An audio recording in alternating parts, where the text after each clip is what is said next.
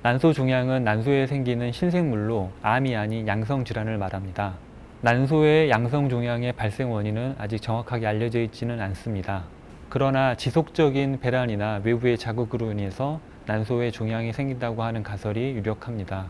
즉, 지속적인 배란으로 인해서 난소 표면에 상처가 생기게 되고 이 상처가 아물면서 난소 내부로 함입되게 되면 그 안에 물이 고이거나 액체가 만들어져서 그것이 물주머니 형태로 만들어지는 것이 난소 종양인 것으로 알려져 있습니다.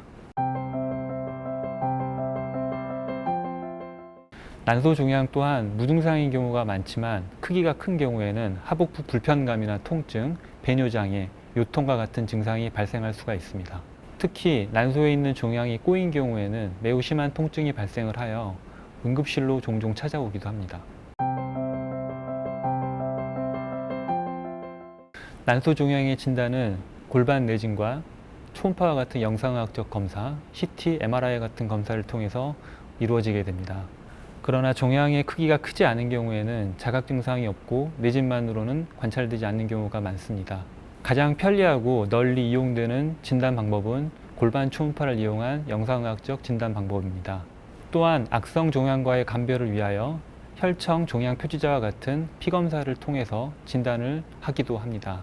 그 밖에 좀 더 정확한 진단을 위하여 종양이 악성으로 의심되는 경우에는 CT 검사나 MRI 검사와 같은 검사 방법을 사용하기도 합니다.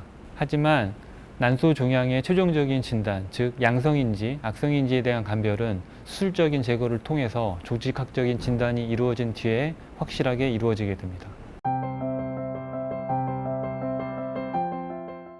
난소의 양성 종양의 치료는 증상의 유무, 환자의 나이, 가입력, 그리고 악성 가능성 등에 따라서 고려되어집니다. 가임기의 젊은 여성인 경우에는 난소에 생기는 양성 종양이 관찰만으로도 저절로 소실되는 경우가 많기 때문에 아무런 치료를 하지 않고 지켜보는 경우도 많습니다.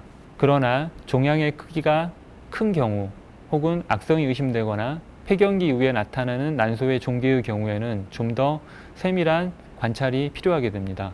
젊은 여성의 경우 난소의 종양은 기능성 난소 낭종인 경우가 많아서 무증상이라면 2에서 3개월마다 골반 초음파 검사 등으로 추적 관찰만 하기도 합니다.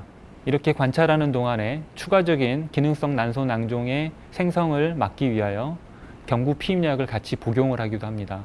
만약 수술적 요법을 선택하게 된다면 개복 수술 혹은 복강경 수술이나 로봇 수술과 같은 최소 침습 수술을 선택할 수가 있습니다.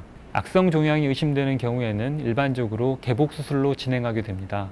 최소 침습 수술의 경우 개복 수술에 비해서 상처의 크기가 작고 통증이 작아 재원 기간의 일수가 감소하고 회복이 빠른 장점이 있겠습니다. 만약 가임기 여성의 경우 난소의 종양의 수술적 처치는 난소의 혹만 제거하여 난소의 기능을 보존하여 가입력을 보존하는 방법을 선택할 수 있습니다.